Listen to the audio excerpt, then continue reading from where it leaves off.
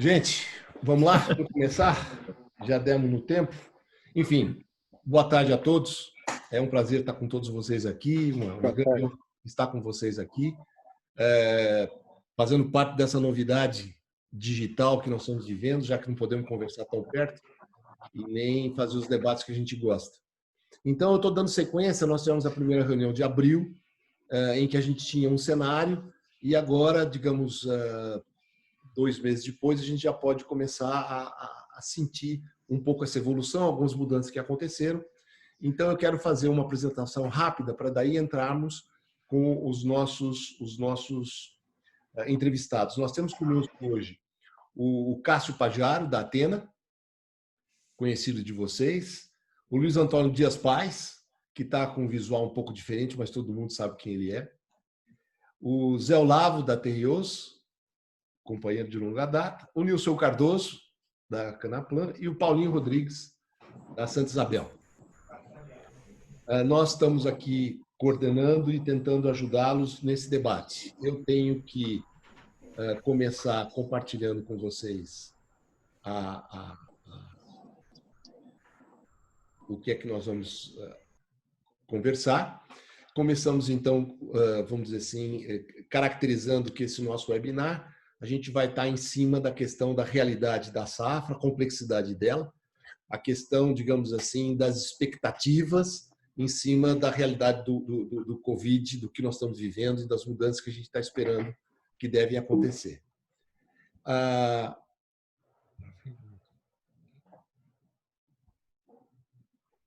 Apenas como lembrança, nesse nosso projeto Safra, a gente tem sempre o apoio de vários patrocinadores, começando pela Basto, Bayer, a Corteva, Fertilaqua, a FMC, John Deere, Kimberlit, a LMC, a Syngenta, a Terrios e o UPL, e uma série de apoios de companheiros que nos ajudam na divulgação e nos apoiam muito, desde a BAG, passando pela BAG de Ribeirão, a Bioagência, a Gamaia, a Orplana, o Rabobank, a RDR, o DOP e a Única. Pois bem, fazemos os agradecimentos fundamentais para que a gente possa seguir em frente.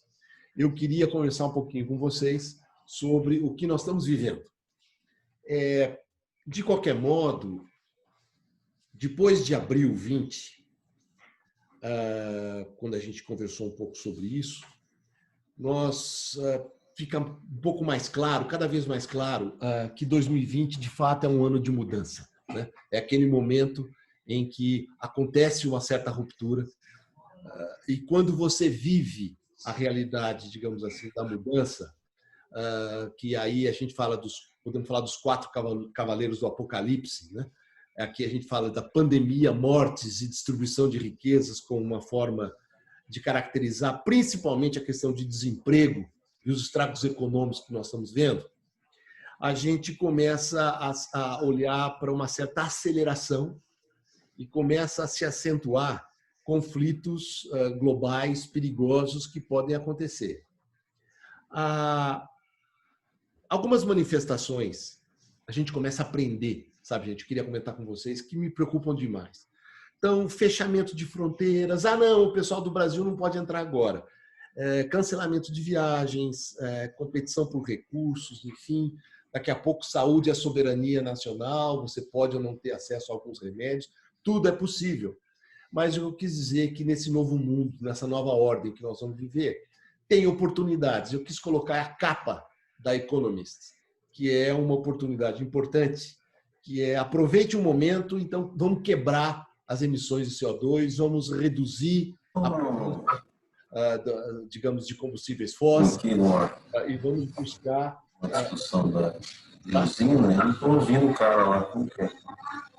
Esse ponto, tem algum som aí, esse ponto, vamos dizer assim, é que nos leva a começar o nosso debate sobre aspectos prós e contras que nós temos falado. Os aspectos prós, favoráveis à safra, continuam de pé, que foi uma safra formada com a expectativa de recuperação, todos muito animados, investimento. Eu peguei os dados entre janeiro e abril, a gente chegou a praticamente 15%, pelo menos, de mais investimento em insumos modernos. A idade média caiu, foi um verão relativamente generoso em chuvas, e uma redução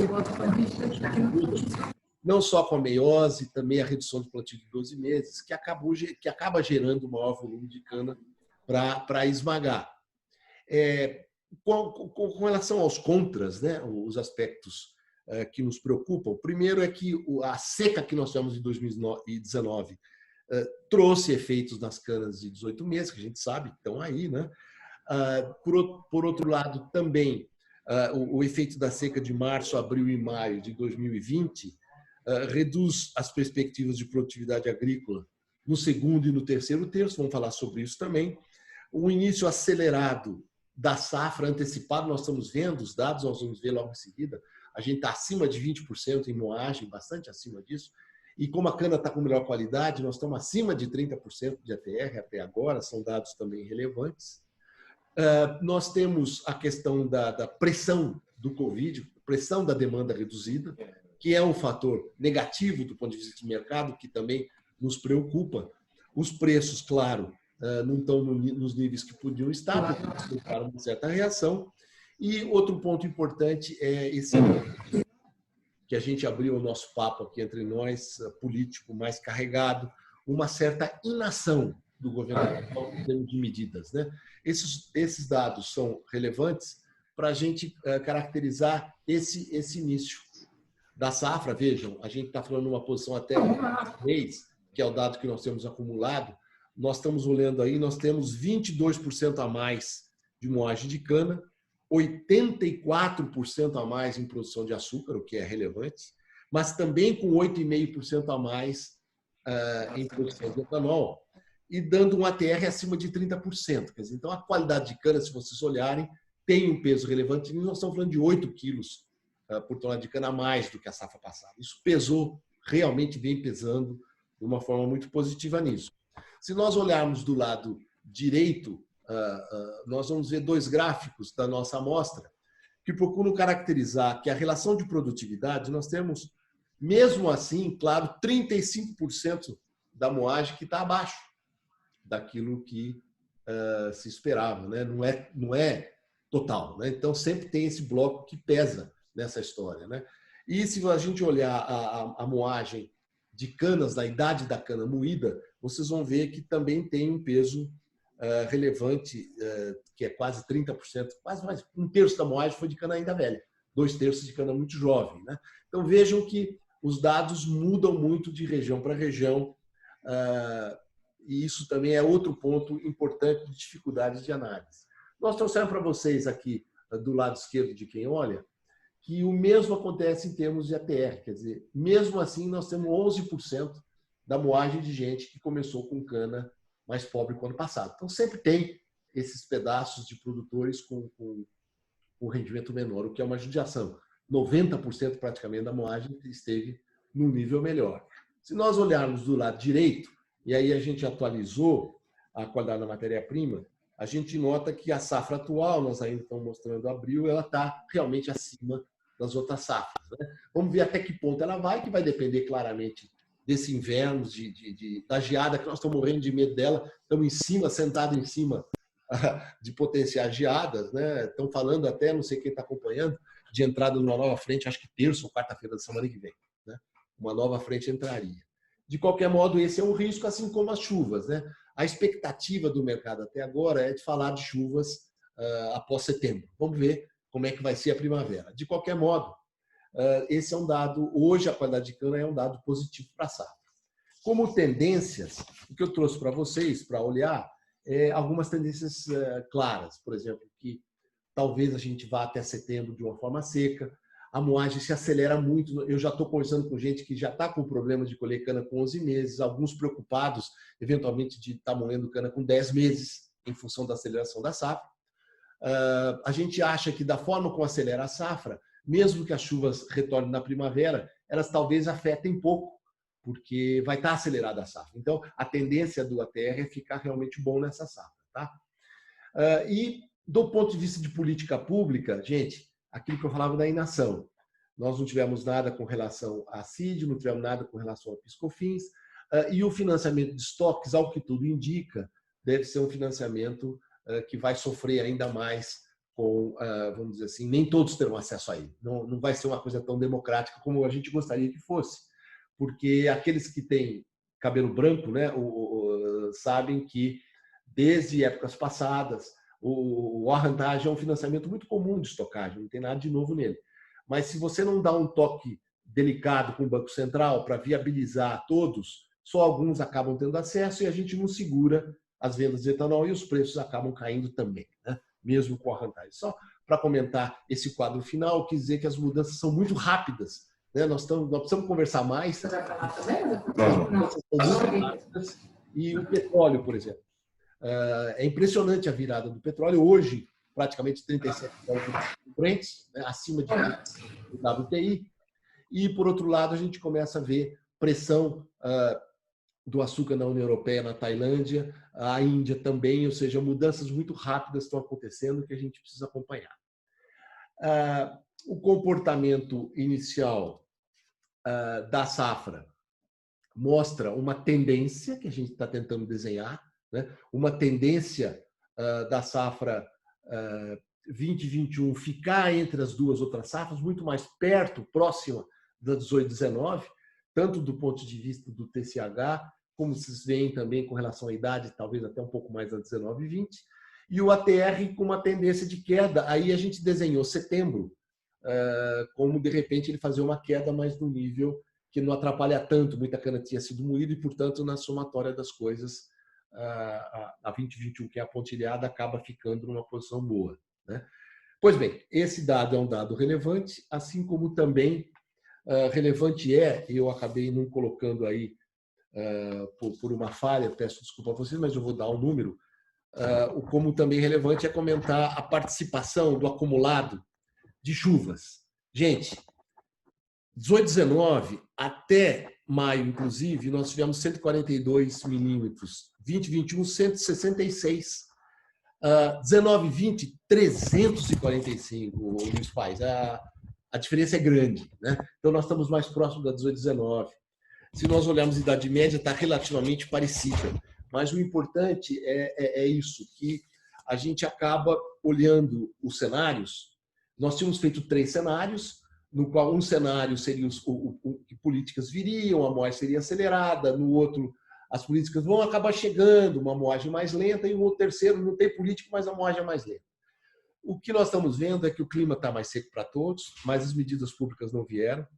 O ritmo é um pouco mais lento no início, mas o clima seco aumenta a disponibilidade de máquina, intensifica a colheita, a moagem se acelera. A gente fica muito receoso de moagem acelerada, gente. Nós conhecemos essa história, seca, incêndio, quem sabe até geada, sempre é um risco que nós temos que acompanhar, por isso, sempre muito de perto. Uma primavera que possa ser chuvosa, né? A produtividade, de repente, tendo uma queda abrupta e a qualidade talvez nem tanto, né? Por isso que a gente trabalhou, vocês estão vendo, com uma visão de cenário que ficaria entre o 2 e o primeiro. Então, nós estamos falando que a gente ficaria num cenário entre 578,8 a 585,7, para o número exato, 580, 585 milhões de toneladas de cana nessa nova realidade que nós estamos discutindo aqui. Esses dados, vamos dizer assim, eu vou acabar deixando esse cenário para vocês, para a gente poder discutir. E, feita essa apresentação, eu queria começar a conversar com vocês, portanto, que nós vamos ter cana mais velha no final, provavelmente nós vamos ver o último terço com cana bem mais velha e, portanto, a produtividade deve cair muito. A questão que eu quero colocar para vocês, e ia pedir para cada um de vocês, na sequência aí falando, é que qual é a percepção de vocês disso que eu falei? Quer dizer, o risco da queda de TCH é esperado antes, a qualidade, esses cenários 578 a 585 fazem mais sentido do que antes. Queria começar a ouvir vocês, cada um de vocês. Na minha sequência, eu queria, como eu vou fazer... pode sair.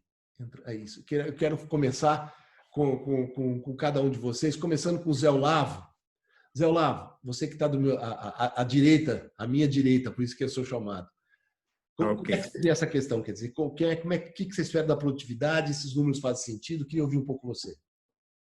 Bom, boa tarde, Caio. Obrigado pelo convite. É sempre um prazer poder contribuir para essa reunião, que acho que soma muito para nossas atividades e para o nosso negócio. Eu acho que nós nos encontramos, né, Caio, no meio de março, que foi o começo da virada agroeconômica da coisa, né? Foi. Então, o canavial veio muito bem, né, se desenvolveu. Ano passado nós tivemos chuvas na safra, foram chuvas de baixo volume, mas que deu uma condição muito boa para a habilitação de soqueiro e desenvolvimento. E depois isso se estendeu com as chuvas de verão, então o canavial veio num desenvolvimento bem forte e a gente tem um acompanhamento de massa verde de muito tempo aqui. E o canavial ele veio batendo nos indicadores em safras muito boas que nós tivemos, igual a safra 2013.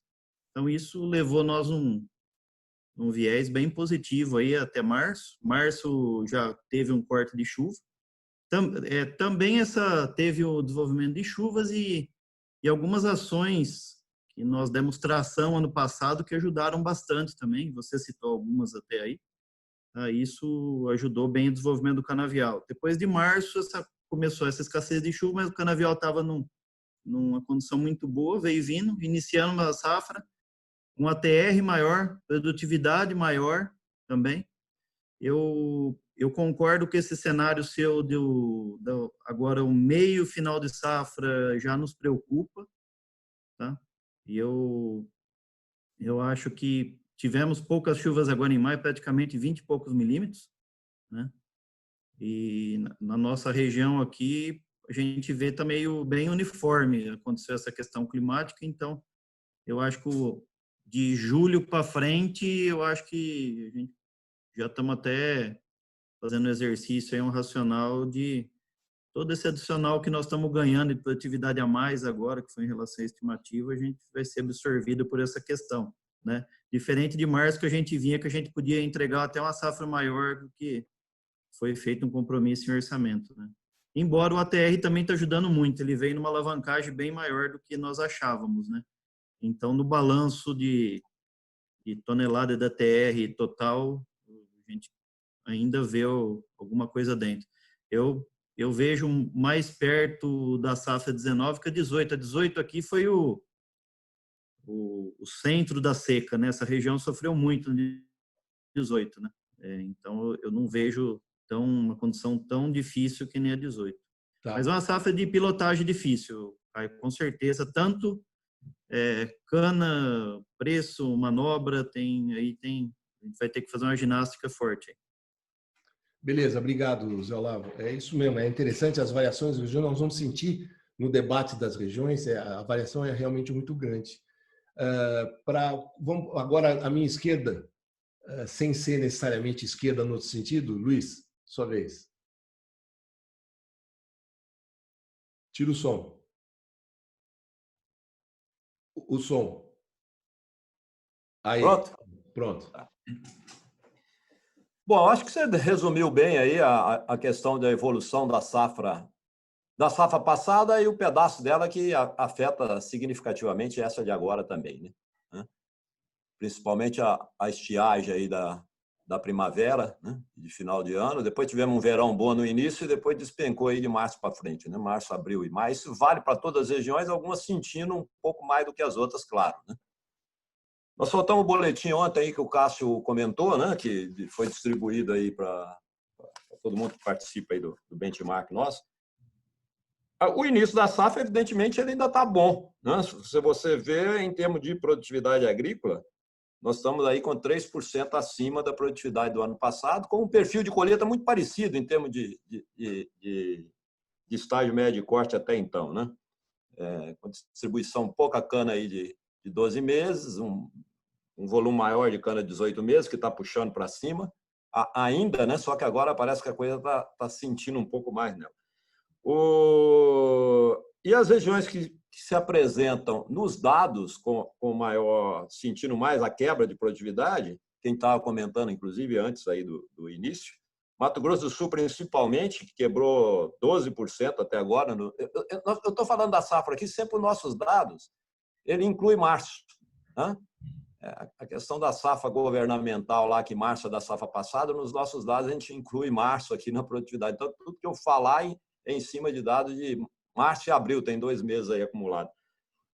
Mato Grosso do Sul quebrou 12%, Paraná 7%, o Assis quebrou 8%, a região aqui de Jaú e São Carlos foi ligeiramente abaixo, as demais todas foram acima, né?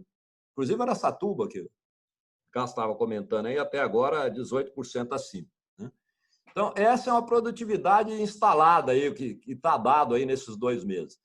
A gente tinha feito no início da safra, quem capitaneou isso, na verdade, foi a única, né?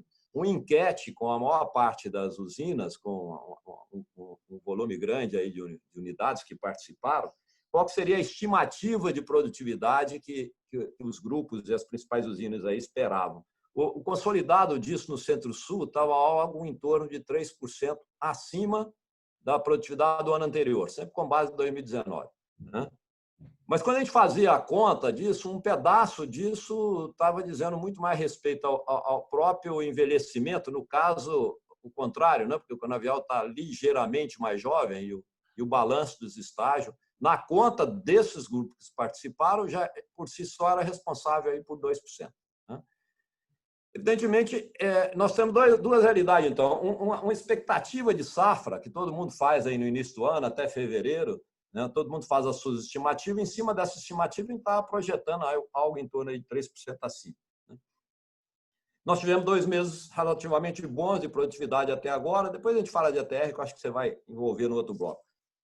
E a gente fez agora, recentemente, uma enquete, né, mais qualitativa. Falou, olha, como é que estão aí uma série de usinas? Evidentemente, não conseguimos abordar todo mundo, que não foi uma enquete, um questionário enviado. Né? Nosso pessoal de campo, tem aí um pouco mais de 30 pessoas aí atendendo aí as usinas e fornecedores. Então, foi feita uma enquete nesse período e a gente tentou dar uma compilada regionalmente disso, quais são aqueles grupos, aquelas unidades que estavam mantendo a estimativa inicial, que no conjunto da obra dava esses 3%, e quais aqueles que estavam aumentando ou reduzindo. Aumentando, não teve ninguém. Né?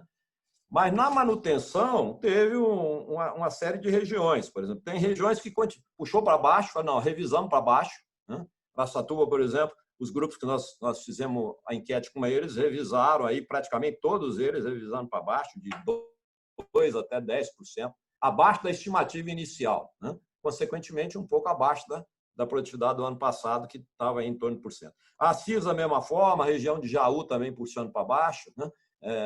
Eu vi o Dalben acabando de entrar aí agora, depois ele pode dar uma palha para a gente nesse sentido. Piracicaba também puxando para baixo, mas outras, como o próprio Ribeirão, que sentiu bastante, que você pega o balanço de Ribeirão, está comprometido, de certa forma, inclusive no início de safra. Algumas unidades têm visto e diz que a cana no campo não está se refletindo essa questão da seca, principalmente dos 2 últimos meses ainda. Né? Parece que é um pouco diferente do que o Paulinho comentou aí no início. Eu não estou vendo a cana porque eu estou em casa, né, no coronavírus. Então, estou pegando a informação que a gente tem numérica e a percepção do nosso pessoal que está em campo. Então, o conjunto da obra leva a entender o seguinte, essa safra não deve ser mais exatamente igual à safra de 2019. Vai ser abaixo. Talvez não expressivamente abaixo, mas deve ser ligeiramente abaixo a produtividade de 2019. O início agora ainda mais produtivo, o meio comprometido. Quando você faz um balanço hídrico, a nossa turma fez um balanço hídrico aqui geral, pegando os dados da NASA, que tem uma resolução espacial aí em torno de 50 quilômetros, projeta isso, ele até projeta um balanço hídrico favorável no final da safra, considerando um clima normal, uma normal climatológica, que é uma chuva, no geral, média, boa aí do inverno e primavera, que a gente não sabe o que vai ser de fato. Né? Mas o fato é, o que tem, a projeção do déficit até agora foi ruim, de meio de safra também é ruim, do final melhora um pouco o déficit hídrico, se o clima for anormal climatológico, mas ainda não mais suficiente para recuperar a produtividade do final de safra. Esse é o balanço que a gente tem até agora de TCH. Depois a gente pode falar um pouco de ATR. Beleza, obrigado, Luiz. Eu acho que esse sentimento a gente tem aqui também na Canaplan. É muito difícil, como você coloca bem, a gente trabalha com amostra, é difícil você chegar a quantificar certas coisas, mas a tendência é essa mesmo. Queria ouvir o Paulo. Paulo, por favor, sua vez. Você precisa tirar o som aí. Isso. Boa tarde, Caio. Boa tarde a todos. Obrigado pelo convite de estar aqui participando dessa reunião. É sempre importante ouvir o que está todo mundo dizendo e tentar entender para onde nós estamos indo, né? Eu acho que vou repetir um pouco aquilo que já foi dito, mas a gente teve uma instalação do canavial em algumas regiões um pouco complicadas no ano passado. Depois, chuvas razoáveis durante a safra que permitiram rotação de soqueira e veio bem, embora o clima tenha atrasado e a curva de desenvolvimento setembro, outubro e novembro ela ficou abaixo do normal, mas depois teve uma recuperação muito grande em dezembro, janeiro e fevereiro. E a perspectiva era de uma safra realmente boa, eu diria muito próxima da 19, era o que a gente estava imaginando, mas a partir de março tem um mergulho na curva significativa de massa e a gente percebeu no campo as variedades mais sensíveis desaparecendo, inclusive, a variedade sumindo, você de semana a semana percebendo o quanto esses materiais mais sensíveis sofreram, né? Então, estava numa condição muito boa até meados de março, final de março, de abril para frente começa a murchar o canavial, Caio. Eu acho que isso, para a gente, tanto aqui em Jaboticabal, região de Jaboticabal, quanto a região de Frutal, que choveu inclusive um pouco melhor do que aqui, no mês de março, mas a gente começou a perceber claramente uma mudança no canavial. Traz uma preocupação para a colheita de cana agora do início de safra menor, mas uma preocupação muito grande para o canavial do meio para frente, que pode realmente ter um baque mais significativo e ter uma quebra de safra também mais significativa. Então, de todo jeito, hoje a gente está um pouquinho abaixo da estimativa, mas a minha preocupação, que era uma estimativa parecida com a do ano passado, mas a preocupação é que a gente deve começar a perder produtividade agrícola em termos de TCH daqui para frente. Entendi, Paulo. Obrigado. É importante essa sua análise, porque você vive ambientes de produção de todo tipo também, né? Então, havia uma posição antiga, que eu me lembro que a gente discutia, que a região de Ribeirão, normalmente, no início, quando vem vivendo uma certa seca, ela sente menos, porque tem uma boa parte dos solos melhores. No entanto, a seca se mantendo, o problema lá para frente é pior, é pesado, né? São solos pesados, o problema é pesado. Mas o Cássio, nós vamos querer ouvir o Cássio, que vive uma região que houve expansão muito grande de cana. O Cássio roda por lá e por isso que é importante, Cássio, na sua visão, você comentar o que você está vivendo sobre aquela região que pega o São Paulo, pega um pedaço do Paraná, inclusive um pedaço do Mato Grosso do Sul. Por favor, Cássio.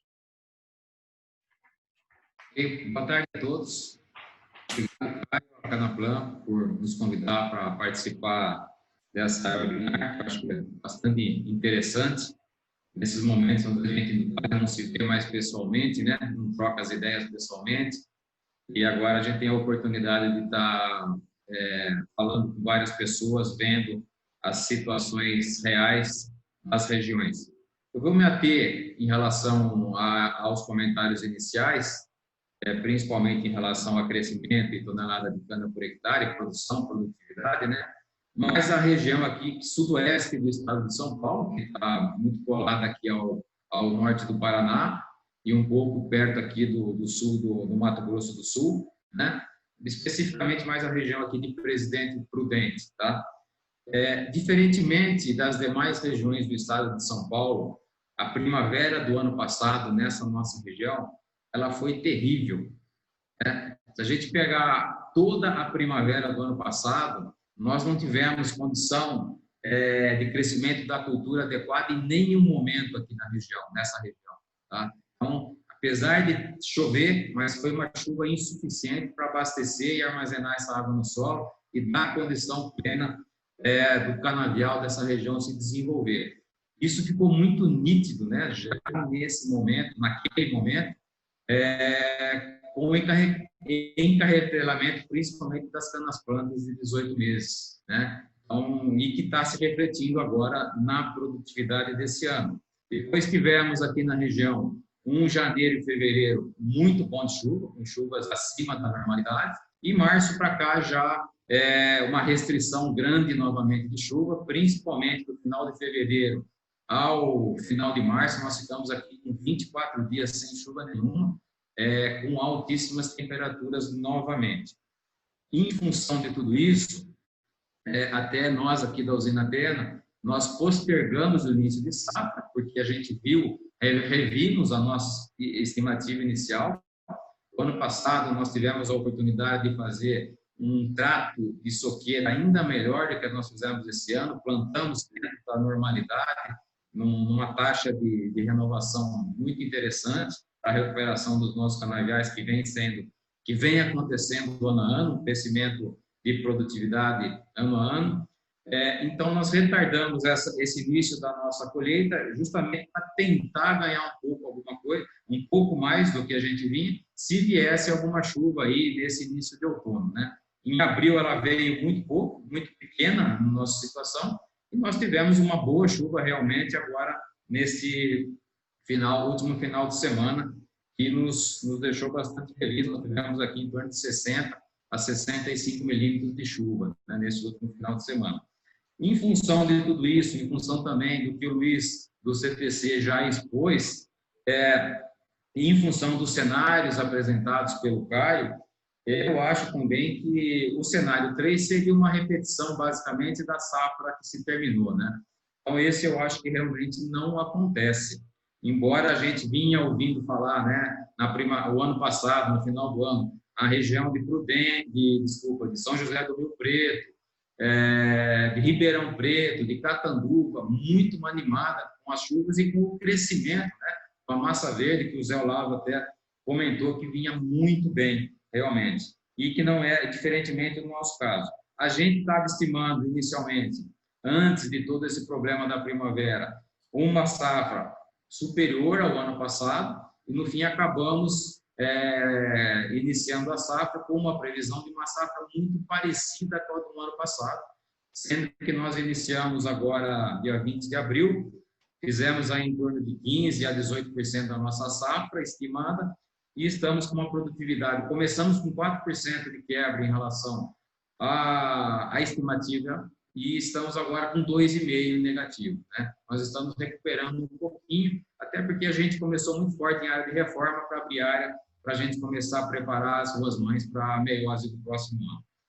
Então, eu acho que nós vamos ficar aí no cenário 2 até um pouquinho para baixo, do 585 até um pouquinho para baixo, em função do que eu já conversei e do que eu estou ouvindo agora dos colegas aí da região de Rio Preto e Ribeirão Preto. Beleza, Cássio, obrigado. Antes de passar para o Nilceu, simplesmente travou 2 gráficos aqui que desapareceram, foram engolidos. Então, não entrou. Então, de qualquer forma, foi o Nilceu que me ajudou, mas eram 2 gráficos importantes e eu ia pedir sua avaliação. Você trabalha com todos os dados e com todas as regiões, e nós tínhamos no nosso modelo, Luiz, que a gente trabalha, eu digo Luiz porque ele trabalha com isso, a gente conseguiu desenhar uma visão, como se nós tivéssemos uma super usina no Centro-Sul, moendo, com capacidade de moer 620 milhões de toneladas, sabe, Luiz? E aí a gente começa a trabalhar com as alternativas. E o Nilceu pondera muito a aceleração da safra, por isso que eu dei aqueles números, né? E o que isso impacta na moagem. Nilceu, sua vez, por favor. Professor, que eu posso projetar esses 2 slides aqui. Por favor. Aproveitar aqui. Já. Acho que é importante mostrar para eles a sua lógica nisso. Sendo ilustrativo. Bom, boa tarde a todos, né? Prazer em poder conversar com o pessoal, mesmo que seja dessa forma, virtual. E naquele primeiro webinar que nós tivemos em abril, nós colocamos alguns pontos básicos aí para tentar definir a safra. Havia uma tendência, claro que quando a gente fala de tendência, a maior quantidade da amostra que nós estamos trabalhando, mas há uma tendência clara de o padrão climático durante 2019 e da virada de 2020 influenciando a safra 2021. a questão que o Cássio bem comentou, da primavera mais seca. Essa primavera realmente foi seca na região dele e na maioria das regiões. Para falar a verdade, acho que todo mundo sofreu com a seca, principalmente em setembro, final de setembro, outubro, as chuvas retornando em novembro. E aí esse retorno da chuva, teve gente que teve esse retorno mais cedo e mais bem distribuído, e teve gente que teve mais tarde. Então, essa realidade de atraso de as chuvas ocorreu.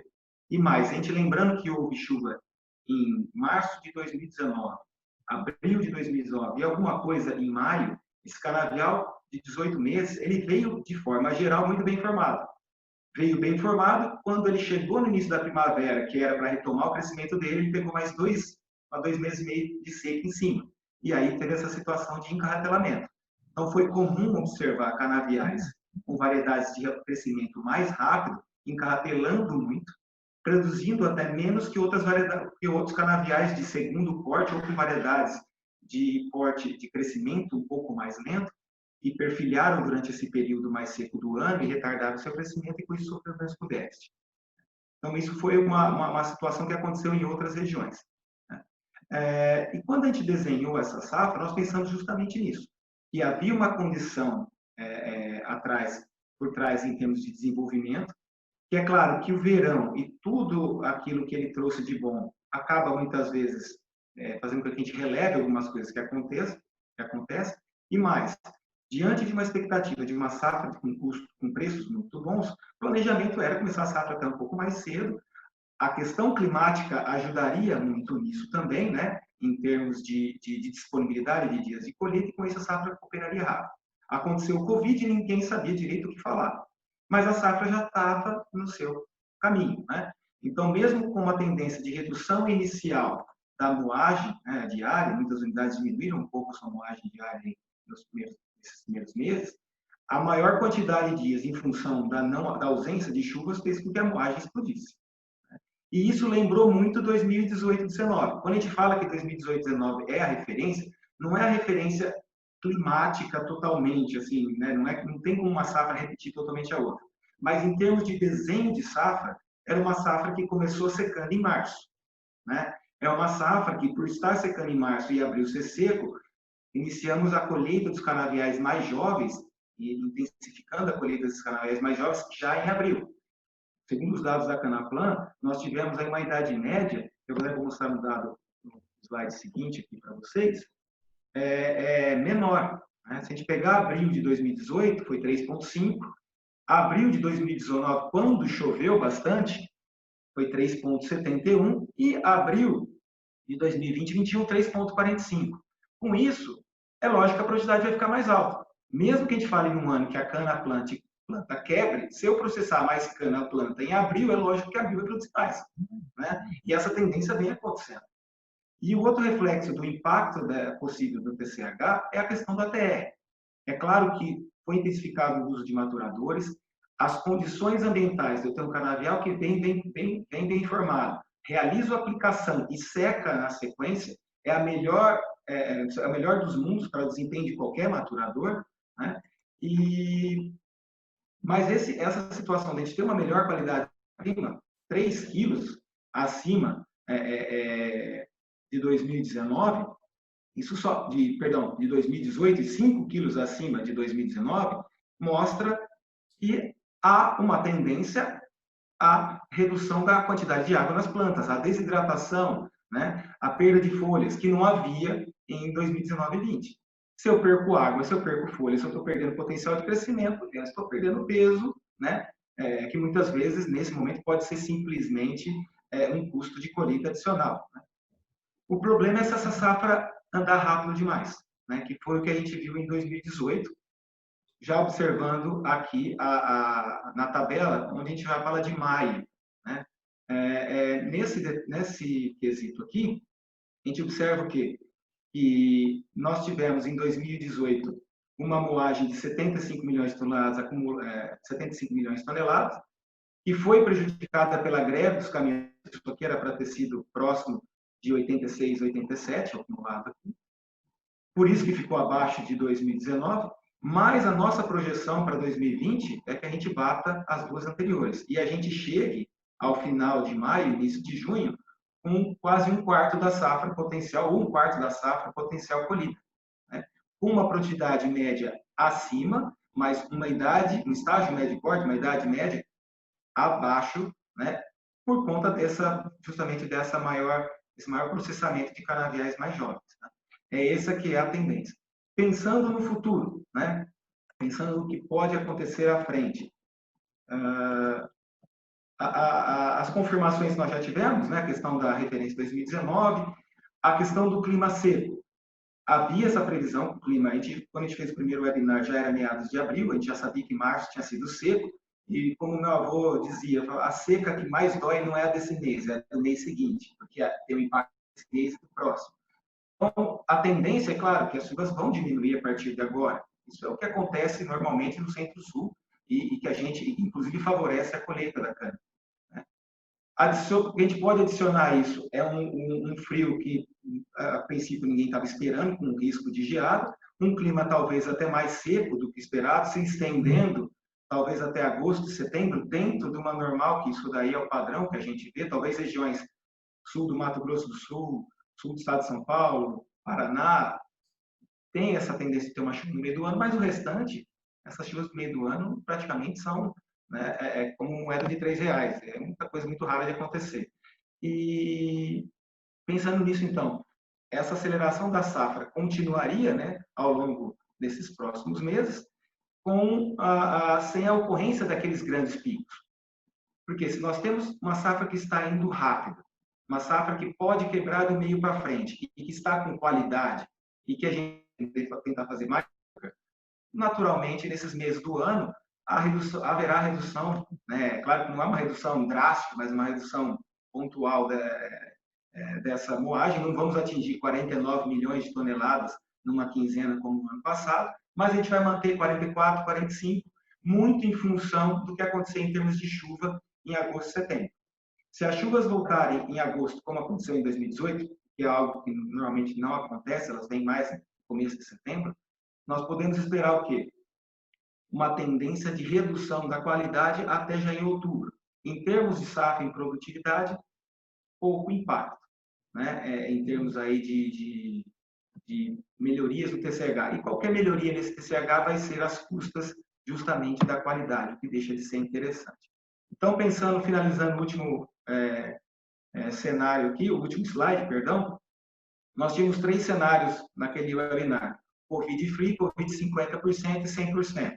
Né? No fim, o Covid era grande incógnita, porque não sabia como isso ia se comportar, como a gente ia se comportar diante de tudo isso. A gente está sobrevivendo, está tocando o barco, as coisas estão acontecendo, a moagem está correndo. Então, hoje, o que a gente acredita aqui? A questão do clima, ok, bateu. O ritmo diário um pouco mais lento, mas sendo acelerado pela maior disponibilidade de dias para trabalho, aconteceu também e deve se intensificar nos próximos meses. Nós falávamos que poderíamos, essa safra ficaria adiantada em relação a 2019 até meados de agosto, início de setembro. Hoje, acredito mais para início de setembro, meados, final de setembro, aí, para 2019 alcançar 2020 e 2021. E pensando aí nessas possibilidades, né? O Covid, no fim, a gente não teve tantas ações governamentais, mas em termos das conjunturas e da própria operação, que dificulta essa questão de vou reduzir a moagem ou não vou moer. Isso, em algumas regiões, aliás, a maioria é praticamente impossível. Né? Só se fosse um caso de fecho drástico, não teria como fazer isso. Agora a gente tem incêndio acontecendo, que graças a Deus estão acontecendo, mas numa taxa, para essa época, em 2018, a gente já tinha muito mais casos.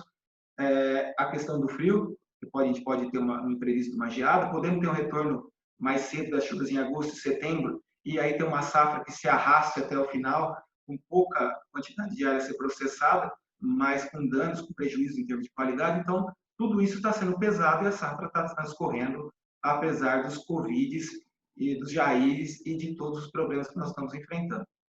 Acho que é essa a colocação, senhor Carlos. Beleza. Obrigado, Nilceu. Precisa tirar, né? Voltando aí a todos nós, o ponto que eu queria ouvir vocês é que nós não vamos dar detalhes, né? Isso fica para o nosso encontro de terça-feira, falar um pouquinho mais de mercado. Mas a gente entrou com sabor de um quilo de ATR de 0,71, 0,72 e acaba o jogo com 0,62. É muito triste isso, mas é claro que isso está impactando no orçamento das empresas, todo mundo está revendo o seu orçamento. A pergunta que eu trago para vocês é a seguinte, não especificando a empresa, mas falando de uma forma geral, claro. A realidade, digamos, é que provavelmente nós vamos ver uma redução grande de plantio de cana de 12 meses. Nós estamos dizendo que o canavial de 21, 22 vai envelhecer de novo, né? Enfim, isso é uma visão que é muito provável que aconteça. A questão de uso de tecnologia, eu queria ouvir vocês. Com a questão de orçamento, a gente fica de olho no que vai acontecer. Então, eu me lembro do Paulo, que coordenava sempre esse debate, comentando, perguntando e fazendo isso, Paulo. Qual é a tendência? Digamos que a gente possa ter alguma geada, digamos que possa ter alguma chuva. A questão das variedades que o Zé Olavo comentou sobre... O Zé Olavo... Foi o Zé Olavo mesmo. Não. Foi o... Bem, agora um de vocês comentou sobre o Paulinho, sobre algumas variedades mais sensíveis a essa questão de seca, como nós vamos ter variedades mais sensíveis a outras coisas para frente. Eu queria ouvir vocês, quer dizer, como é que vocês veem daqui para frente, quer dizer, de tendências de tecnologia, de insumos, uso de insumos, como é que vocês estão vendo isso? Que opção a gente teria? Vamos agora começar o contrário, né? Vamos começar diferente. Vou começar pelo Paulo, vai, que ele sempre faz esse papel. Paulo, por favor.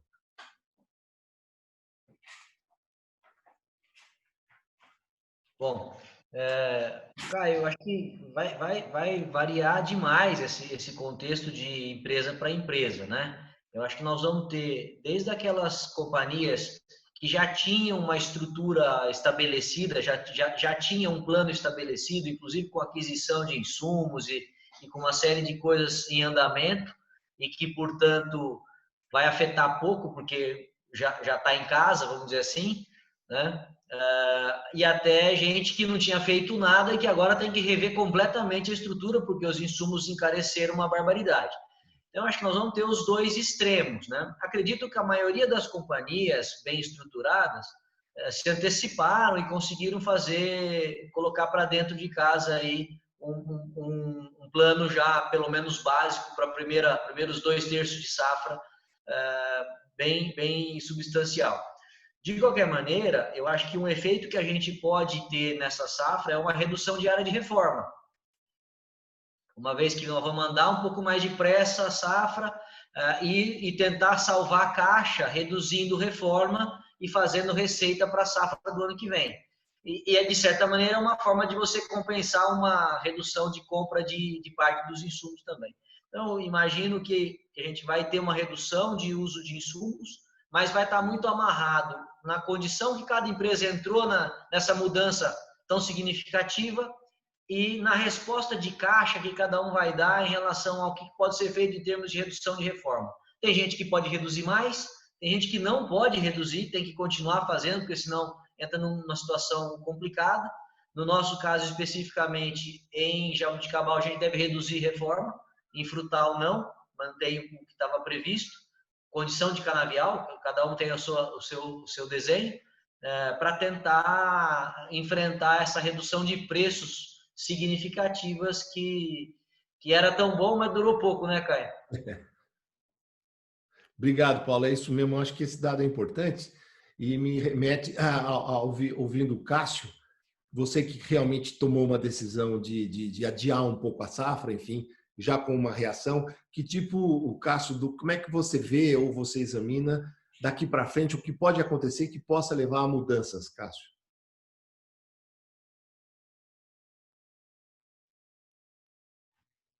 Som. Desculpa. Em relação a essa questão dos tratos, o Paulo já disse, realmente ela é muito particular de empresa para empresa, tá? Mas o que eu acho que vai acontecer, que deve acontecer, ninguém sabe, todos nós falamos aqui, em relação do meio para o final de safra, o que vai acontecer? Se isso se estabiliza ou se isso piora, em função das condições climáticas, principalmente, o que possa acontecer em relação a um frio, a uma geada mais severa que possa acontecer. Vamos lá. Mas eu acho que todo mundo vai se resguardar um pouco, né? Eu acho que esse resguardo em relação aos tratos, ele vem em cima daquilo que a gente está chamando hoje dos insumos mais tecnológicos. Eu acho que primeiro a gente vai resguardar uma boa nutrição e um bom controle de planta daninha, ou seja, fertilizantes e herbicidas. E nesses insumos mais tecnológicos que estão cada ano ganhando mais espaço em função das suas características, em função dos seus retornos econômicos, eu acho que nesse espaço eu acho que deve haver um pouco um resguardo e um uso um pouco menor nesse sentido. É isso que eu penso em relação aos tratos.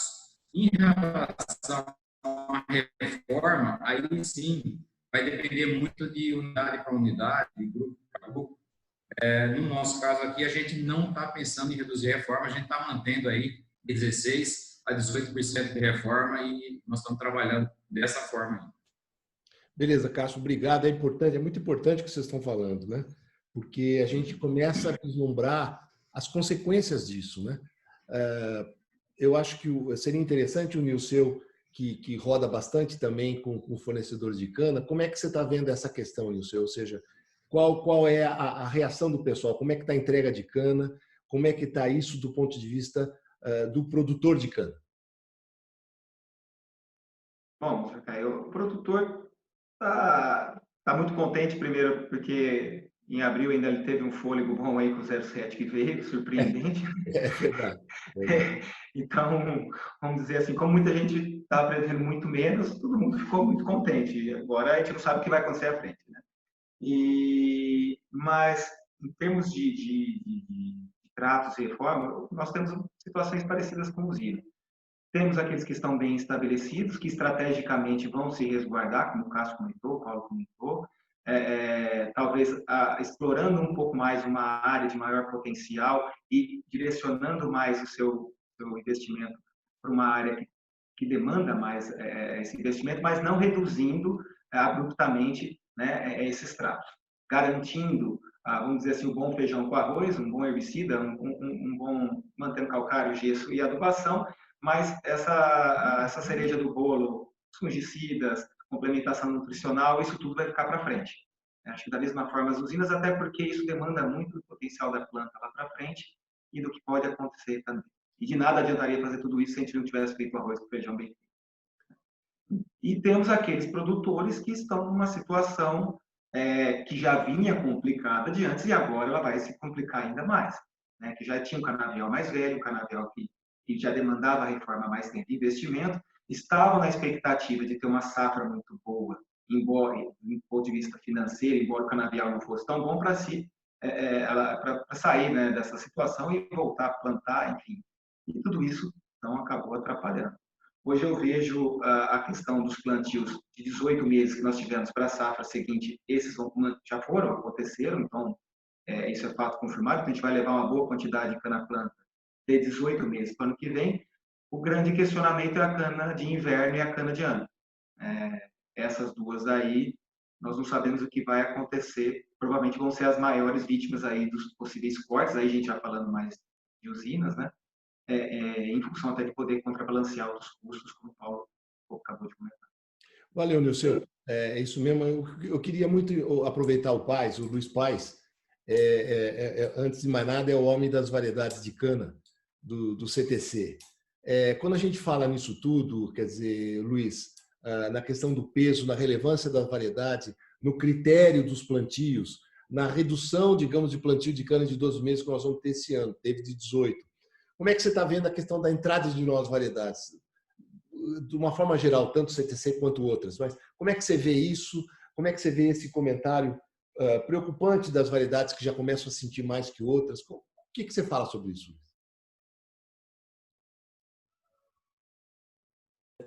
Bom, consegui ligar.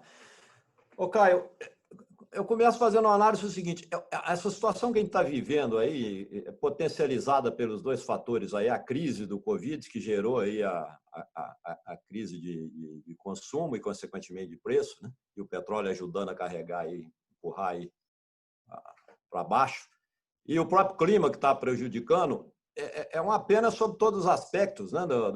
Uma pena, primeiro, para a questão de sobrevivência aí de um grande número aí de produtores e usinas, mas ele acaba mascarando também, que é outro fator que é negativo, e, de fato, a gente tem que pensar que isso é muito ruim nesse momento. Ele acaba mascarando uma série de iniciativas que o setor vem fazendo nos últimos anos para melhorias de tecnologia, né?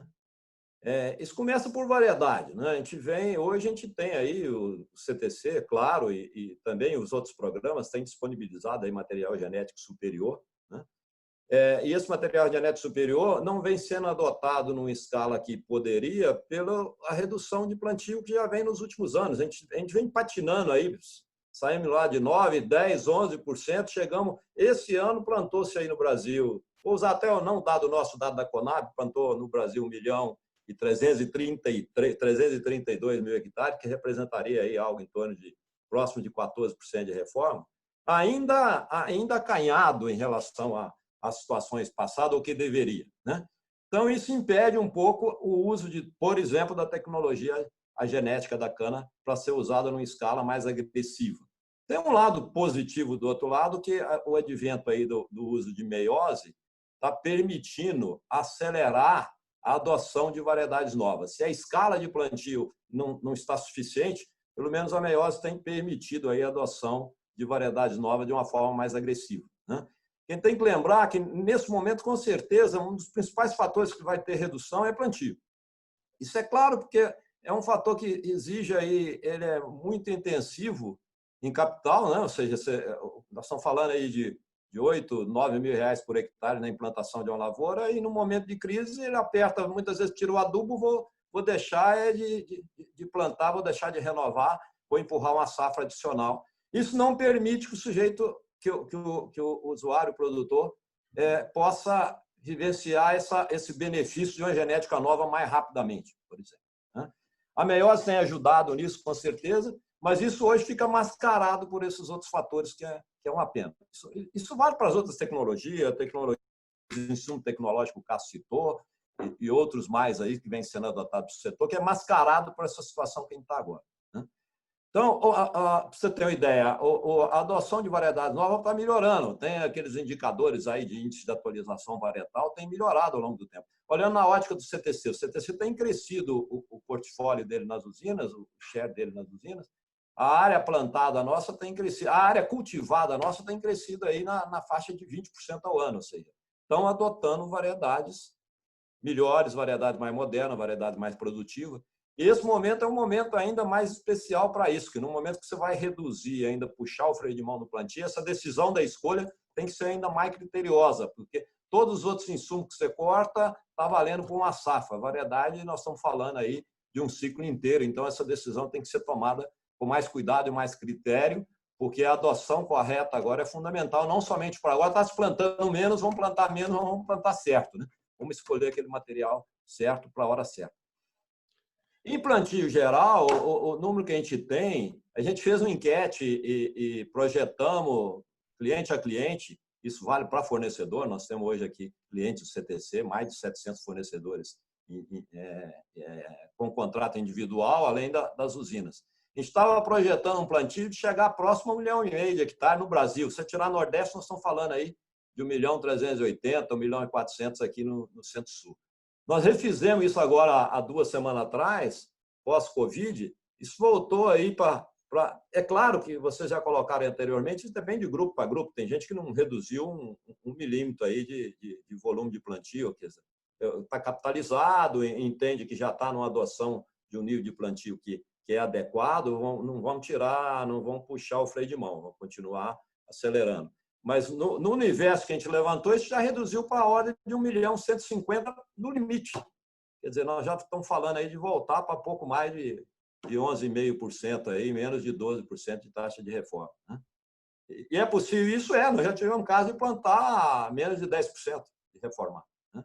E essas revisões, com certeza, vão sendo feitas ao longo do ano. Uma decisão que a gente fez uma pesquisa agora há 2 semanas atrás, dependendo do aperto de agora para frente ou não, essa decisão pode ser mudada, principalmente na cana mais de Estão falando de 12 meses, sem dúvida impacta muito, mas também a cana de 18 meses lá de verão, sem dúvida, ainda essa decisão ainda não está totalmente tomada em boa parte dos grupos. A sinalização é que vai ser menor. Beleza, Luiz, obrigado. Esses dados são muito relevantes, todo mundo está nos ouvindo, para olhar para frente, o pessoal de insumos, enfim, todos eles que estão, obviamente, com um baita ponto de interrogação, o que vai ser o pós-Covid. Né? Que, aliás, depois a gente precisa fazer um dia um debate sobre isso. Né?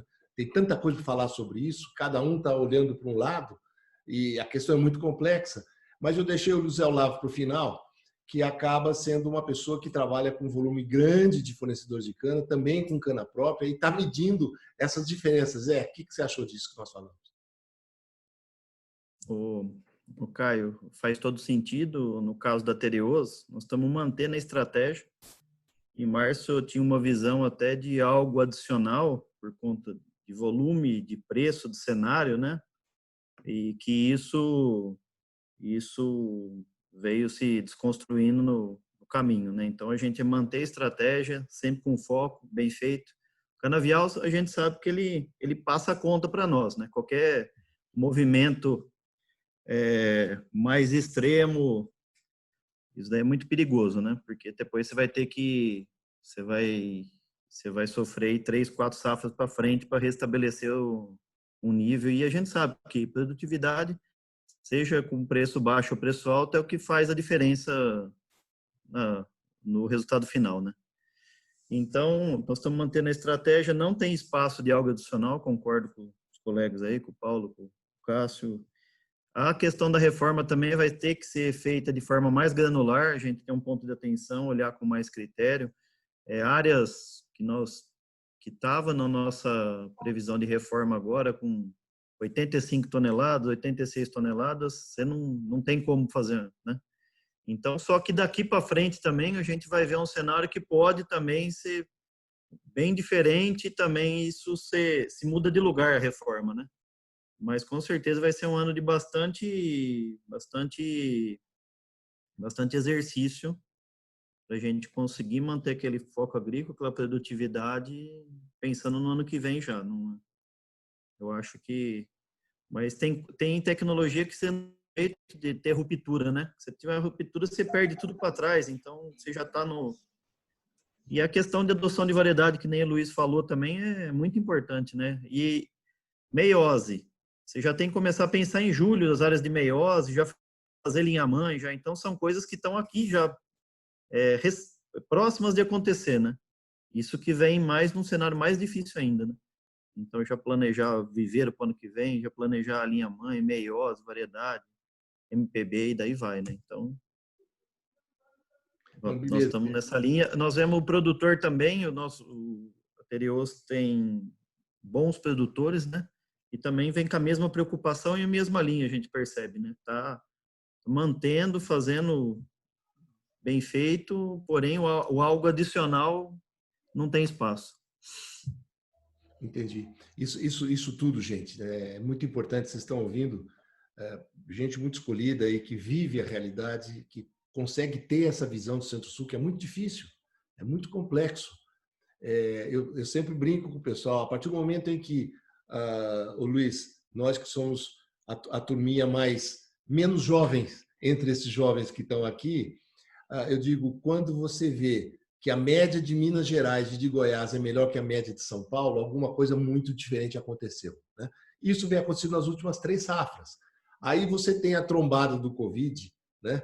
Você tem a trombada da questão do petróleo ao mesmo tempo, né? E dá uma virada na safra, por isso que a gente tem que conversar um pouquinho mais sobre isso, né?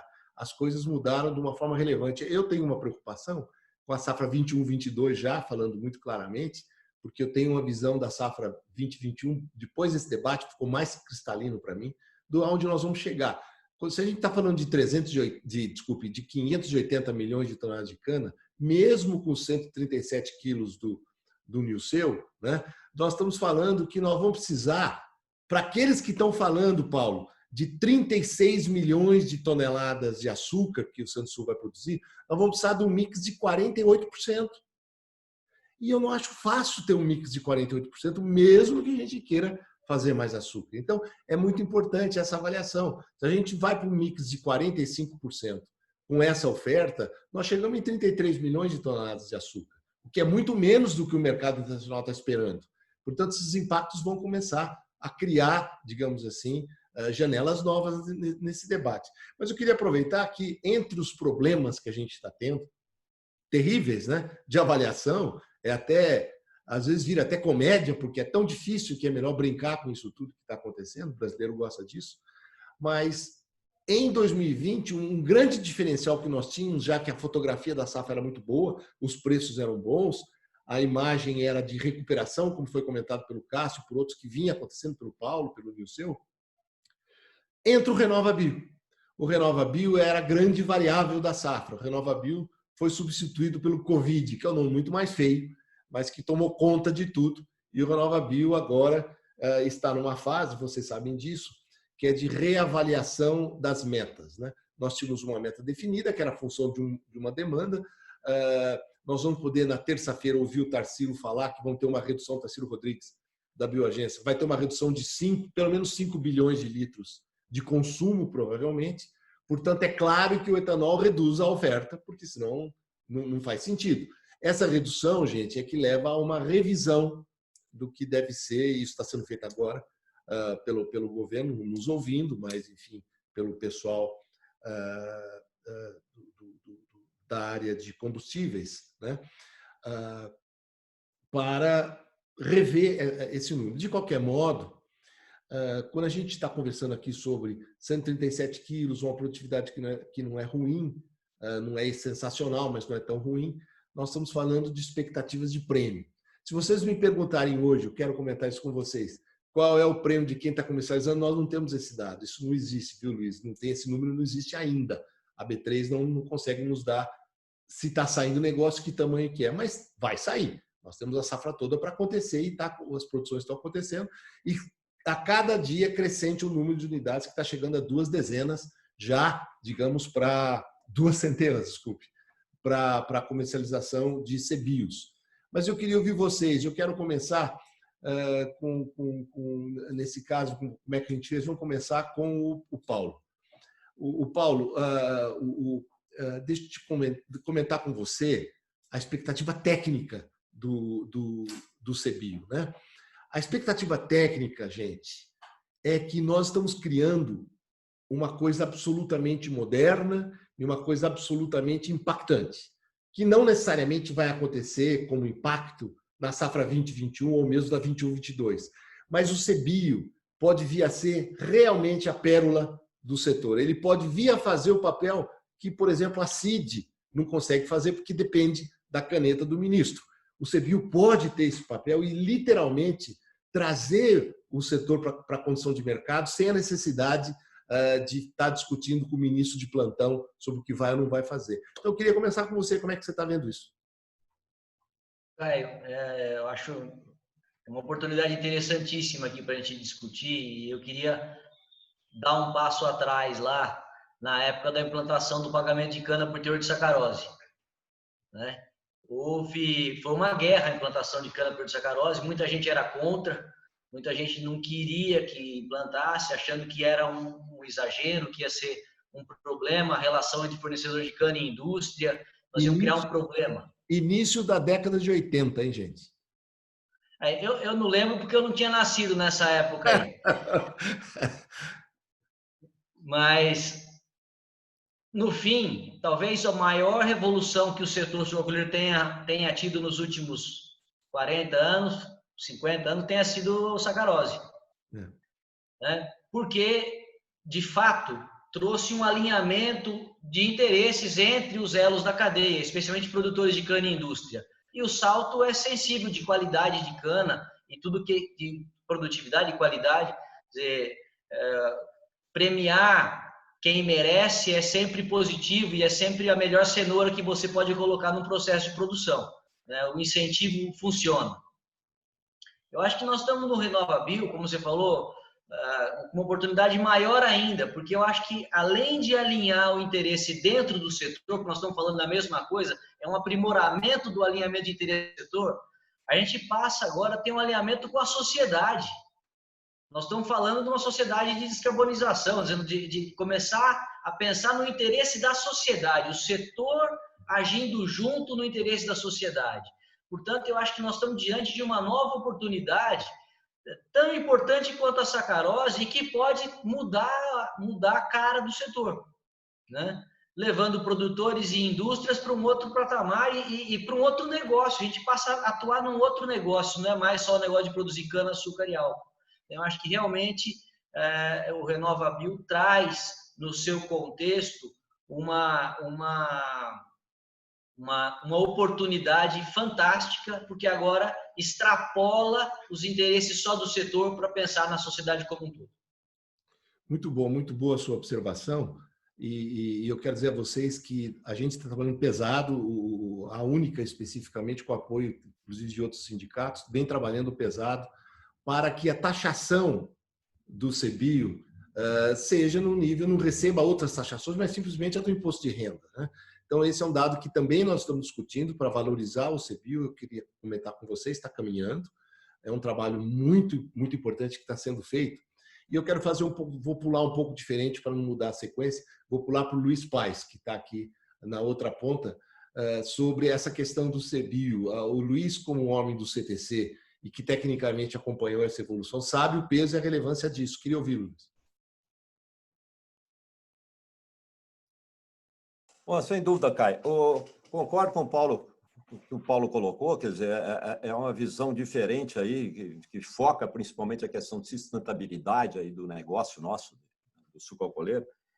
E a gente tem que... E ele motiva internamente, é uma ferramenta muito inteligente, muito bem montada. Ele motiva internamente, que ele pode dar, inclusive, sustentabilidade econômica, né? E mais segurança, e você poder, de fato, fazer planejamento. Mas, por lado interno, ele motiva você a investir em produtividade, que não tem nenhum fator que tenha um impacto maior quando você pega a calculadora para fazer as suas projeções do que a produtividade, né? E estava simulando agora há pouco, eu estava tentando ver, porque o CTC acabou de lançar, há 2 anos atrás, no final, ano passado, teve um investimento forte aí na disponibilização das canas OGM, né? A primeira cana OGM foi a 20, depois nós lançamos a 9001. Estão fazendo agora uma segunda introdução pesada nela nos clientes, porque a demanda foi bastante alta. A gente quer poder suprir aqueles que não conseguiram obter no primeiro instante. Mas a gente tentou fazer uma simulação disso no que diz respeito ao CBio, no que diz respeito à economia de gases de efeito estufa, para você reduzir insumos e tal. Mas, na verdade, não é isso que é o relevante. O relevante é a produtividade. O ganho que a verdade pode te dar em relação à proteção e deixar de perder, alavancando a produtividade, isso tem um peso importantíssimo aí na produção e na geração de CBio. E, evidentemente, isso não vale só para a variedade, vale para todas as outras tecnologias que, de fato, podem incorporar e aumentar a produtividade da lavoura. Então, eu acho que um fator fundamental e admirável aí nesse projeto, nesse modelo, é esse incentivo, de fato, do setor investir em produtividade, né? No momento de crise, mais crítico ainda, né? Se o investimento é reduzido, vamos investir naquilo com mais assertividade, porque ele vai dar relevância aí, não somente direto, mas também como fatores indiretos, como esse agora do RenovaBio. Beleza, Luiz, isso é interessante, gente. Falando um pouquinho disso que nós estamos falando, é que o chamado pós-Covid, o novo mundo, a nova ordem, que eu abri os slides falando de uma nova ordem que nós estamos vivendo, vai responder algumas perguntas e vai quebrar alguns preconceitos que, inclusive, tem o setor. Quando o setor vai conversar com o governo e você ouve alguns comentários ou olhar que lá vem esse pessoal, o pires na mão, pedir alguma coisa. Nós estamos falando, no pós-Covid, traz um conceito da questão da poluição e traz um conceito da questão da sustentabilidade. O que foi caracterizado e está se caracterizando em alguns estudos, gente, estão mostrando que aonde tem muita poluição, vide China ou Índia, a questão do Covid se acentua, piora. Tá? Então, uma coisa é uma cidade como São Paulo, que usa etanol há muito tempo e você consegue enxergar o céu e a lua à noite, e outra coisa é você estar em Pequim ou você estar em Nova Delhi e você não consegue enxergar nada. E essa novidade, esse novo mundo, traz para determinados produtos uma valorização muito grande, que é o caso do nosso setor. E a resposta que o Luiz acaba de dar, produtividade, que no fundo é a resposta fundamental para a questão da sustentabilidade e de competir, isso vai fazer da gente realmente uma coisa diferente. Mas eu queria ouvir o Nilceu, pulando aqui, fazendo a nova. Nilceu, o que você teria a comentar disso tudo? Olha, Paulo e o Luiz já comentaram muito bem sobre a questão do RenovaBio, e só complementando, né, a produtividade, é claro que ela é o fator que mais pesa, mas a eficiência do uso dos insumos, levando a melhor relação de produtividade e uso desses mesmos insumos, que vai trazer ainda mais retorno. Vamos pensar que do lado negativo, o maior emissor é a questão do diesel. Então, se a gente tiver chegar ao ponto de a gente ter um bom consumo, um consumo mais, vamos falar assim, compatível com a produtividade adequada, mas sem ferir as operações, reduzindo o impacto ambiental, vai ter uma redução em termos de custo. A questão da otimização do uso dos fertilizantes, que hoje, vamos falar, 90% dos casos, o que a gente faz? 20, 05, 20 e tchau. Volto daqui 6, 10 meses para ver o que aconteceu. Então, a gente acaba priorizando a operação e muitas vezes esses fertilizantes que pesam e são insumos que a gente nunca vai poder deixar de utilizar, mas que podem ser talvez melhor utilizados, tanto do ponto de vista de gerar maior produtividade, como também de serem utilizados de forma mais eficiente.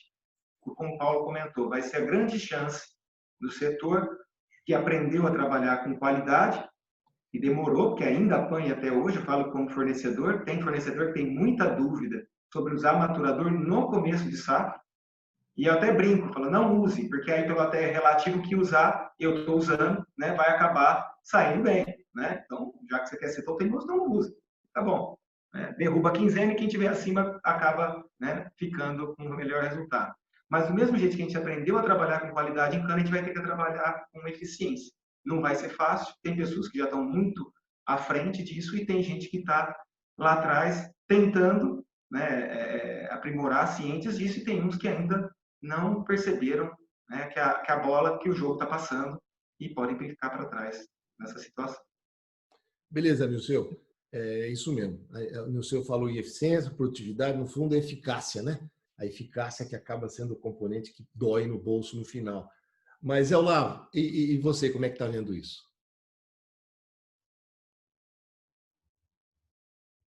Caio, eu acho que o RenovaBio vai ser um divisor de águas, com certeza. Traz transparência, a sustentabilidade, que é a nossa bandeira do setor, né?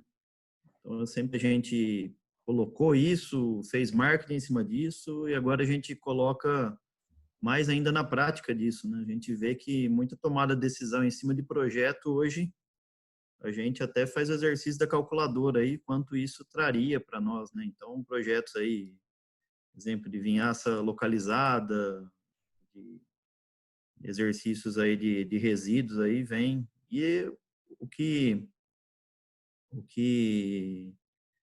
o Luiz falou também da produtividade, né? Então, a eficiência aí, somada a isso, vai trazer uma meritocracia para o setor e todo mundo vai enxergar isso como uma grande oportunidade, né? Então, acho que é um movimento de eficiência, sustentabilidade importante para o setor. Eu acho que foi um caminho difícil aí, eu vi a briga, a construção, né, que teve aí nisso. Eu acho que nós vamos, em breve, aí, colher frutos do trabalho aí.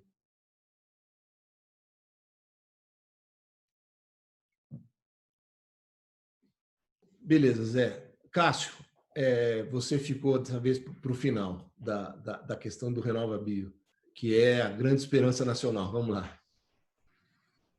Não, além do que todos já os nossos colegas falaram sobre ganhos ambientais, sociais, tecnológicos, que tudo isso pode ajudar a trazer e com certeza trará,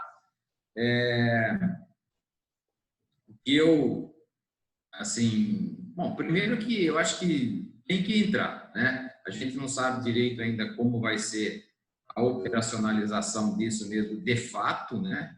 Assim, estratégia está montada, como deve ser e tudo mais, mas dentro de tudo isso, tentando falar alguma coisa diferente, além do que já foi dito, talvez para muitos, né, esse dinheiro tinha que vir antes, né? A gente tem que fazer a lição de casa para depois recuperar um certo dinheiro. No nosso caso aqui, era para a gente estar certificado, mas em função da Covid, houve os adiamentos, né? E pelos cálculos preliminares, se a gente considerar aí um preço bem baixo, em torno de $10 o CBIO, nós estamos falando aqui mais ou menos uns 2% do faturamento bruto da empresa. Tá? Mas a grande questão também hoje, né, se já tivesse comercializando, faturando em cima disso, né, para a gente atingir alguns pontos necessários para aumentar esse ganho com o RenovaBio, esse dinheiro teria que vir antes, né, em função das dificuldades que o setor está tendo, às vezes, em relação a financiamentos e questão de fluidez mesmo, né, de caixa, né? Então, mas o dinheiro está na mesa, eu acho que não é um custo alto, muito alto, para se ficar certificado a receber esses CBIOS. Acho que tem que entrar todo mundo, mas ainda a gente tem que ver como vai ser na realidade depois, né, Caio? Mas o que a gente está falando, isso é uma coisa um pouquinho mais à frente, e talvez o ano que vem, esse dinheiro, quem já está certificado e comece e tenha realmente esse início da comercialização, a entrada do dinheiro, né, em relação a essa comercialização, vai poder, inclusive, sair na frente com ganhos tecnológicos, né, com ganhos de produtividade, né, em relação a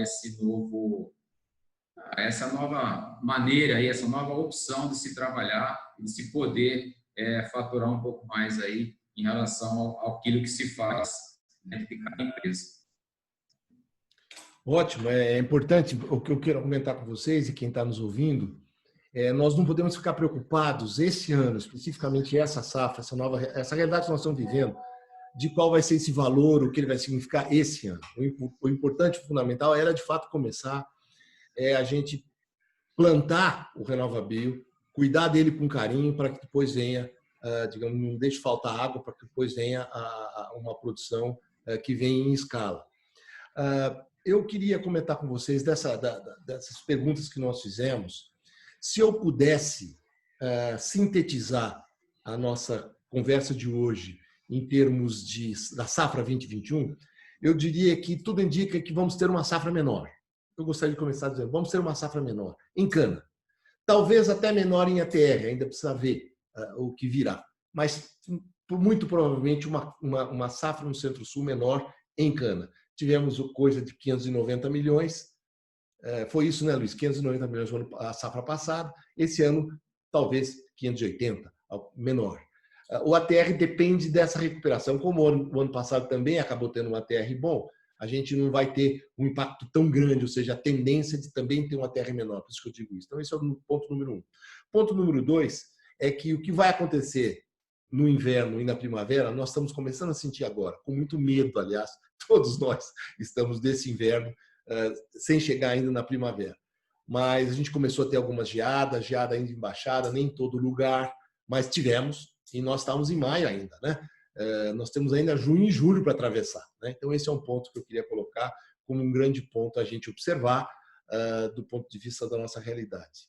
O terceiro ponto que eu posso dizer que é importante de comentar é que os preços, claro, não serão aquilo que nós teremos e, portanto, tudo que aconteceu, vamos dizer, os cisnes negros resolveram descer no canavial, né, de uma forma impressionante, né, do Taleb, os famosos cisnes negros, né, e a gente vai ter, obviamente, uma queda bastante acentuada dos preços setoriais, as margens ficam apertadas e, portanto, a visão de investimentos e, vamos dizer assim, a recuperação setorial que a gente esperava que fosse sendo, não vai ser. A gente tem que ter paciência de como ela vai ser. O impacto disso tudo na realidade do caixa do produtor, quer dizer, deixa eu comentar com vocês, uma coisa é preço, outra coisa que vocês estão acompanhando é o dólar. Como o setor tem um bom pedaço do setor acentuado com o endividamento em dólar, claro que isso vai pesar também. A gente não está falando isso, mas vamos falar na terça-feira no nosso webinar sobre mercado. Isso vai ser comentado com vocês, para vocês, né? E o quarto ponto que é importante, nós discutimos bastante, foi o RenovaBio. Fundamental para a sustentabilidade do setor, seja para a questão, digamos assim, da busca da produtividade, da recuperação, da tendência de buscar melhorias e com impactos na eficácia em geral, do ponto de vista de sustentabilidade, também é importante. Isso tudo nós falamos hoje. E a gente já é 5h30, queria dar um último comentário para cada um de vocês, começando como foi da outra vez, pelo Luiz. Luiz, começando com você. As últimas... Ok, Caio. Primeiro, agradecer aí o convite e a oportunidade, né? E reforçar aquilo que eu acho que eu coloquei anteriormente, né? Crise vai e vem, essa tá pesada, né? E a gente vai sair dela, e nesse momento de crise, eu acho que o fundamental, as escolhas têm que ser muito assertivas, né? O nível de investimento vai reduzir, então a gente tem que se preocupar nas escolhas certas, principalmente no quesito que eu reforço muito, é claro, puxando um pouco para o lado da razão de ser do CTC, que é a geração de tecnologia, principalmente aí na questão da genética, e hoje mais do que genética, né, na proteção da cultura aí através da cana-BT. Então, eu reforço que é um momento de a gente apostar as fichas no cavalo certo, apostar as fichas nas tecnologias adequadas, que é isso que vai fazer a gente sair do outro lado, com certeza, e vamos sair dessa. Obrigado, uma boa tarde para vocês todos. Obrigado, Luiz. Zé Olavo.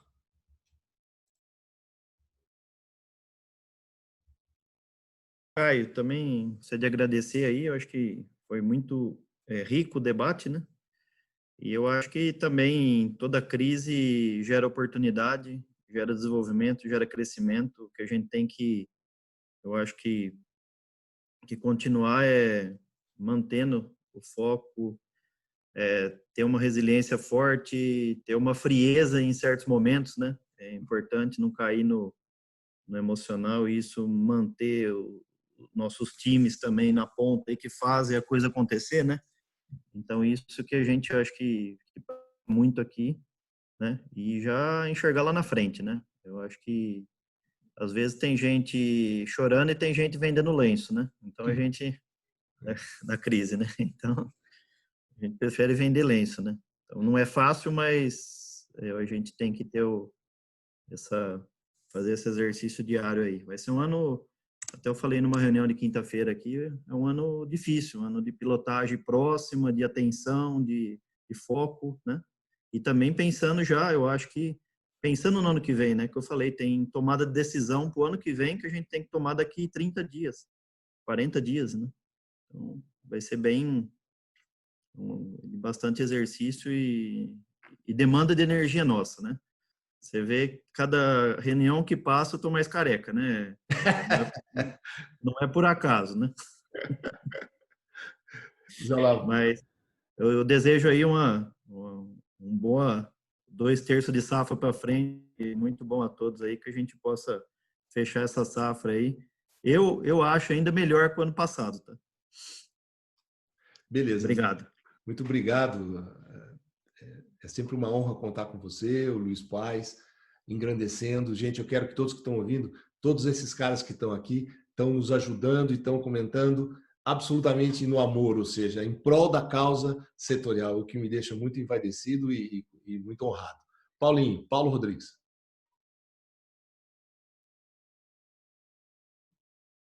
Bom, a gente ia ter um ano muito bom, né? Eu acho que esse era o começo e agora nós vamos ter um ano ruim, né? Um ano pior do que a gente esperava. Mas eu também estou muito confiante que nós vamos atravessar mais essa crise com as escolhas certas, com as decisões corretas, com as opções adequadas que nós vamos fazer aí ao longo dos próximos momentos, próximos meses, mas eu tenho certeza que está todo mundo trabalhando nisso e vai encontrar os caminhos. Eu acho que eu só queria trazer uma última reflexão em relação à própria questão do pós-Covid, e que eu acho que isso também vai nos afetar. Exemplo do RenovaBio, que as crises trazem aceleração das mudanças, né? Então, na verdade, muitas coisas que já existiam, que já estavam acontecendo, são aceleradas e o exemplo é essa reunião.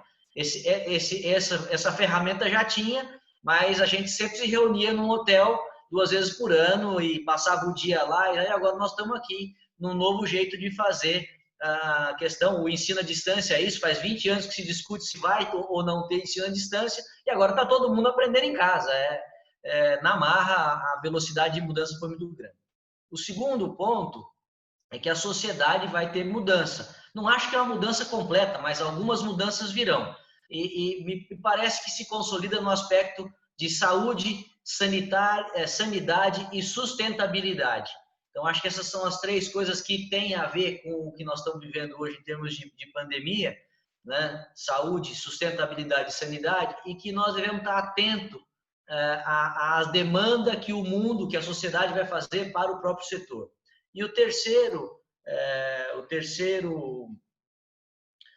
ponto fundamental, que além de olhar a questão de como produzir com relação à saúde, sanidade e sustentabilidade, é a gente estar atento às formas como nós vamos fazer negócio daqui para frente. E eu acho que, a exemplo dessa reunião virtual, eu acho que o relacionamento e a digitalização vai ganhar uma velocidade muito grande no pós-Covid, nos próximos momentos. Então, acho que nós temos que estar atentos a essas três pontos aí, para que a gente continue tomando as medidas certas, continue fazendo as coisas corretamente e que a gente continue atravessando as muitas crises que virão por aí ainda, Caio. Muito obrigado pelo convite, pela confiança e pela oportunidade de estar aqui junto com vocês. Muito obrigado, Paulo. Muito obrigado. Queria o Cássio, seus comentários finais, Cássio, por favor.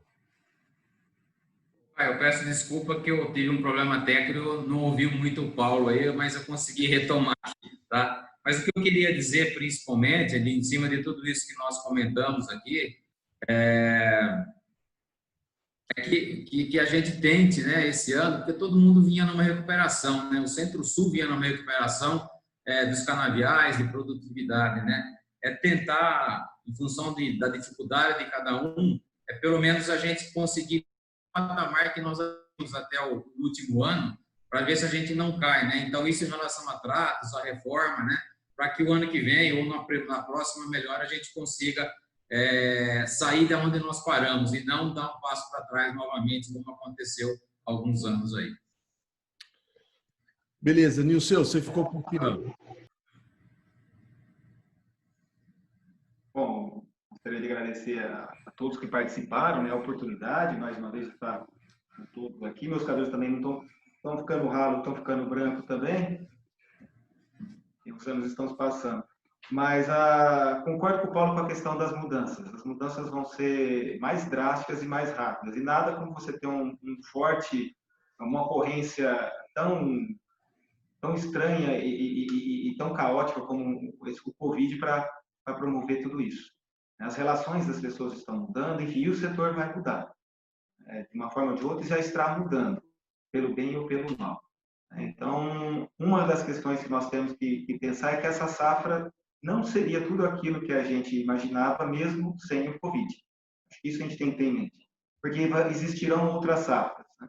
O pai sempre fala, o Paulo lembra muito bem que ele conhece ele, fala que ele gostaria de ver mais 1000 crises como essa. Porque senão ele estaria aqui ainda, mas infelizmente ele não vai conseguir ver as 1000. E a gente vivenciou situações assim similares a essa que a gente está vivenciando em 2020 e 2021, do ponto de vista de safra, uma safra mais seca, com quebra, safra acelerada, enfim.